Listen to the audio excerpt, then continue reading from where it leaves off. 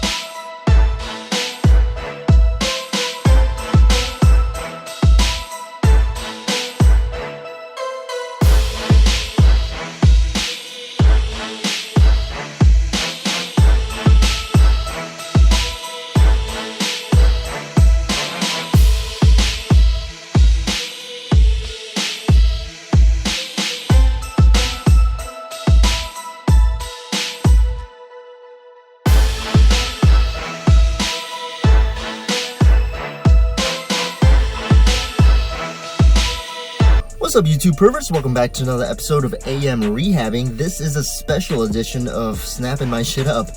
So this is a small series. Actually, it's a whole lot smaller than I thought it was gonna be. That's what she said. And I feel like I was thinking it was gonna be like maybe 5-6 weeks series or something like that, but I'm feeling a whole lot better. I pretty much snapped my shit up deadlifting. If you guys are new to my channel, welcome. And this is hopefully a rare edition because yeah, I don't plan on snapping my shit up in the future. But if you saw last week I it was fairly new. It was the first week just rehabbing everything. It was really hard to just kind of move in general. So this time, I mean, it's all about scaling things back. And before I continue on, again, everything I say is for entertainment value only. If you guys take my advice or kind of try to do what I'm doing, that's at your own risk. I don't want to get sued or anything like that. Again, this is just a way to progress and track progress for me and for anyone that is a little bit depressed out there, because I'm sure you guys are all have nagging injuries, especially back pain. I mean, I can't remember where I read this, but about maybe 85-90% of the population will experience back pain in 1 or 2 times in their life. So this will apply to a good majority of you, especially I'm sure if you lift things up and put them down for hobbies. It tends to be a little harder on the body. So the big things that have helped me is Stuart McGill's big 3. Those of course are the bird dog, side plank, and the McGill curl up. Also, I'm gonna call the number 4 one being brisk walking. Brian Carroll's book about the gift of injury, I think he said it in there. Basically, brisk walking will help kind of reduce the amount of load on your back and also kind of get things moving along. Because of course, I'm a little biased because I work in a physical therapy clinic, but movement is key.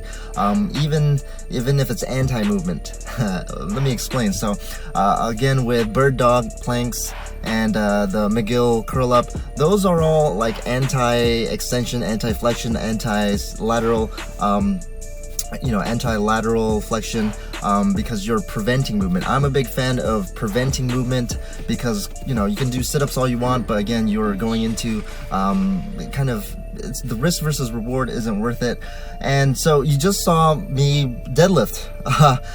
So when I rehab this 4 years ago, I had to scale things back appropriately. Again, if you're a coach or an athlete, that's the key thing, is scaling back to what's appropriate for you. So the deadlift, I went ahead and did trap bar deadlifts on blocks. So my progression tends to be a little bit more of compression force compared to shear force toward the end, meaning like a good morning. So you have a trap bar deadlift all the way on blocks, all the way to a spectrum of good mornings, where good mornings is going to have a lot of shear force because of kind of not a straight up and down force compared to the trap bar deadlift. So my progressions that I did before were trap bar deadlifts on blocks, trap bar deadlifts into, and then later on, if we're talking about deadlift progression, sumo deadlifts on blocks, and then sumo deadlift, and then conventional deadlift on blocks, and then have your conventional,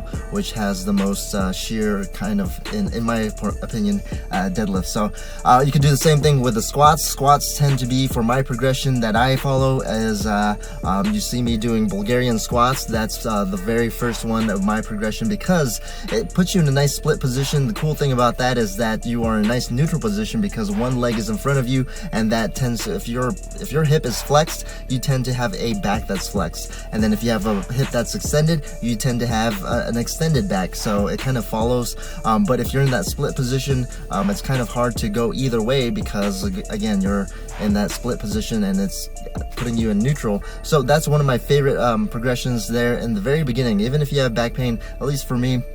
And then you progress it to where you're going to have the most amount of shear again. So again, it goes from compressive to shear. Shear force meaning, of course, not up and down, but pretty much where you have your spine kind of sliding off of each other. So that's the shear force. That's the hardest force that tends to be on the spine. So my progression after Bulgarians would be, what is my progression? Oh, I tend to do goblet squats because, again, it's up and down. You can stay nice and upright. Goblet squats into front squats. Again, you will have a little bit of forward lean. It's gonna be a little harder on the upper back, don't get me wrong, but again, for your low back, it's gonna be a little bit better with that compression force. Into safety squat bar, I didn't get a chance to do this 4 years ago when I snapped my shit up because I didn't have access to a safety squat bar, but that's what I would do because a safety squat bar tends to be in between with the front squat and a high bar.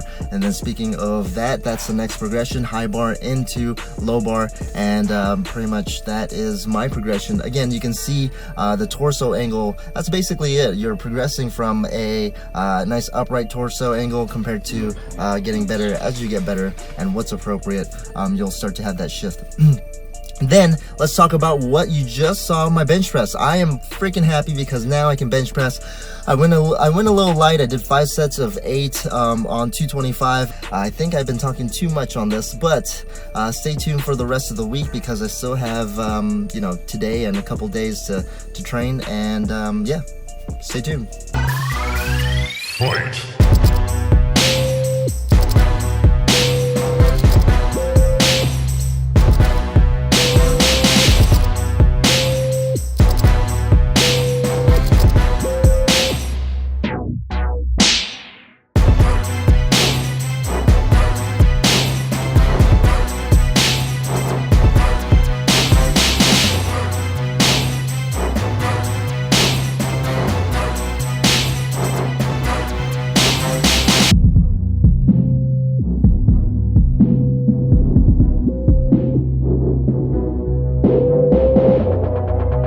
Alright guys, so that concludes week 2 of AM rehabbing, and let me tell you, I'm still taking precautions. I have my little lumbar roll. It's pink. It's my daughter's jacket all wrapped up in a ball here, but still taking nice precautions, trying to keep that back nice and neutral. But I didn't really talk about the first time, my first intro, of why I'm picking these exercises. Again, these are all Stuart McGill's exercises, the big three, except they are a little bit on steroids. Not me. The exercises are on steroids because they are progressed accordingly.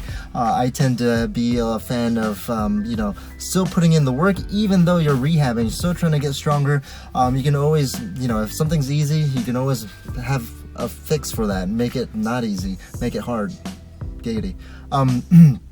So with the bird dog, you saw I was doing not just a regular bird dog, but bird dog squares. That's basically going up, side, making a square with your, you know, your hand and also your foot simultaneously. And also that was one of the progressions. Actually, that wasn't one that I picked. That was actually a progression that I think in the book, The Gift of Injury, he recommended that would be a tougher one. In my opinion, it's not too difficult. It's definitely harder than the bird dog, but I think there could be a little bit more variation with that. That's why I actually put a dumbbell. I did like single leg glute bridges.